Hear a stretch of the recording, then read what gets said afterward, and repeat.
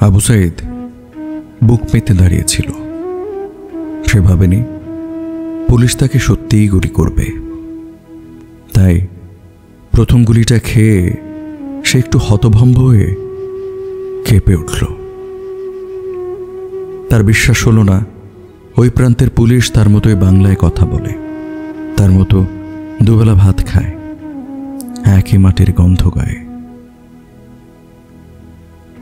কেঁপে উঠেও আবার পা শক্ত করে দাঁড়ালো। তা না হলে বন্ধুরা কি বলবে? একটা গুলির আঘাতে সে পড়ে গেছে, গায়ে শক্তি নাই। আড্ডায় বন্ধুদের পরে গর্ব করে বলবে, দেখছিস তোরা কেমন বুক চিতিয়ে বাঘের মতো দাঁড়াইছিলাম। আবু সাইদ আবার কেঁপে উঠল, কারণ আরেকটি গুলি ছোড়া হয়েছে।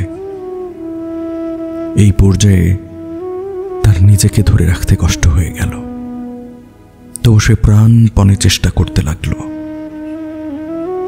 তার রোগা পাতলা বাঙাল অপুষ্ট শরীরে এত শক্তি কোনো কালেই ছিল না।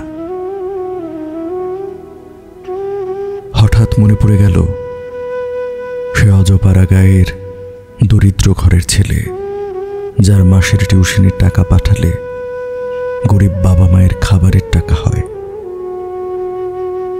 সে 5-এ বৃত্তি পেয়েছিল, 8-এ পেয়েছিল। তার মূর্খ বাবা মা আশা বেঁধেছিলেন আবু সাইদ বড় ভার্সিটিতে টেকার পর তাদের সব কষ্ট দূর হয়ে যাবে। বোনটা শেষবার আদর করে কি বলেছিল সেটাও বোধ করি মনে পড়ে গেল। আবু সাইদের ঘরে ফেরার কথা ছিল রাত 10টায়। 10টা কি বেজে গেছে? মায়ের গায়ের গন্ধটা বারুদের মতো হয়ে গেল কি করে?